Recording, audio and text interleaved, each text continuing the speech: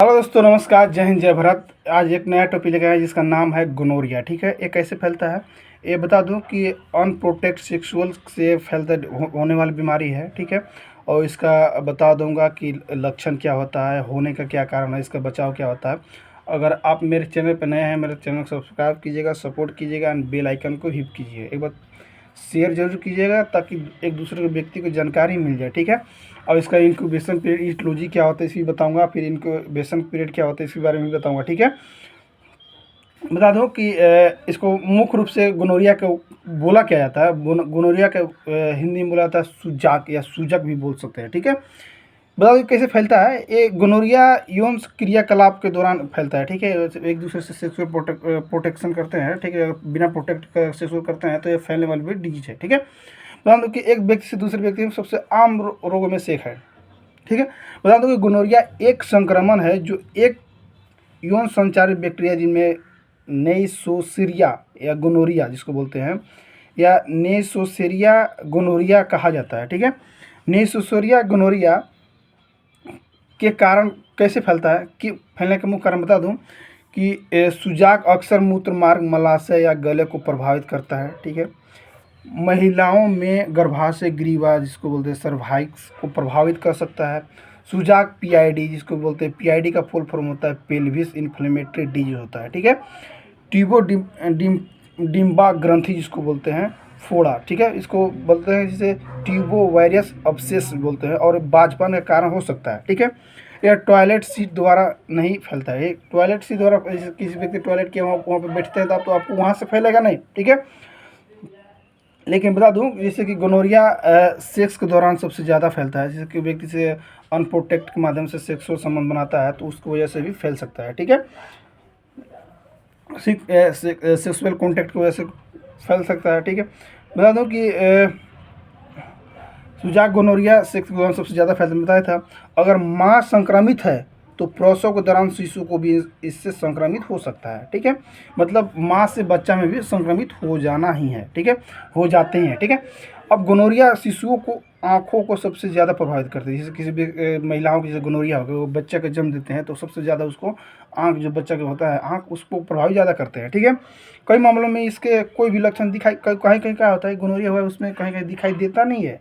ठीक है, आपको यही पता नहीं होता चलता कि आपको इससे संक्रमित है। ठीक है, यदि आप किसी अन्य एसडीटी एस से ग्रसित है तो आप सुजाक होने का खतरा बढ़ जाता है। कंडोम का उपयोग यौन संचारित संक्रमण को रोकने का सर्वोत्तम उपाय है, पहला मैं बताया था। ठीक है, अब बात करें कि अगर किसी व्यक्ति, अब इसका बात करें कि ईटियोलॉजी क्या होता है। ठीक है, ईटियोलॉजी। ठीक है, अब बात करें इसके बात करें कि यदि आप सुजाक से ग्रसित है तो क्या करें। ठीक है, और फिर इसके बारे में बात करेंगे कि लक्षण। ठीक है, तो इसके बारे में पहले करते हैं कि इसका ईटियोलॉजी क्या होता है। ठीक है, ईटियोलॉजी में बताऊंगा कि ईटियोलॉजी में क्या क्या होता है, क्या कहना है। ठीक है, बता दूं कि इसका ईटियोलॉजी होता है कॉजेटिव ऑर्गेनाइज निगरा गोनोरिया होता है। ठीक है, और स्प्रेड फैलता कैसे है बता दूं कि सेक्सुअल कॉन्टैक्ट से फैलता है। इंक्यूबेशन पीरियड बता दूं कि 2 to 5 डे, मतलब 2 से 5 दिन के अंदर ये होने वाली बीमारी है। ठीक, अब बात करें कि जैसे मैं बताया कि इसका लक्षण क्या होता है, इसके बारे में बात करूंगा।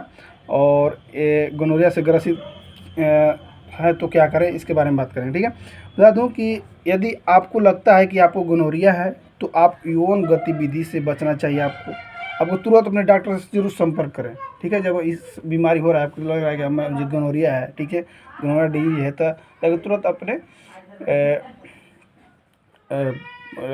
डॉक्टर संपर्क करें। ठीक है, और बता दूं कि इसे कि और भी बहुत सारे सिस्टम है। जैसे कि बता दूं कि चिकित्सा से मिलने के दौरान अपने लक्षणों को विस्तार से बताएं। वहाँ भी नहीं कि कट कट बताया कि ऐसे हुआ है वैसे हुआ, ऐसे नहीं, विस्तार रूप से उससे बताएं। ठीक है, डॉक्टर से ले जाने में शर्माना नहीं चाहिए। ठीक है, डॉक्टर, टीचर और माँ बाप से ले जाना कभी नहीं चाहिए। ठीक है, जहाँ ले जाएगा फिर दिक्कत होगा आपको। ठीक है, बता दूँ कि चिकित्सा से मिलने के दौरान अपने जो भी लक्षण है वो विस्तार रूप से बनाए। ठीक है, बताया हूँ आपको।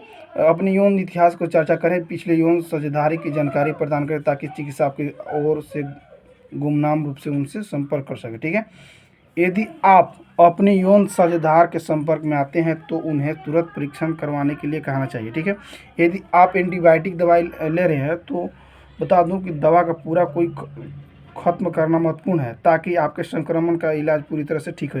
मतलब अब किसी डॉक्टर ने आपको डोज दिया, ठीक है, तो उसका डोज को पूरा रूप से पारित करना होगा, ठीक है। ठीक, बता दूं कि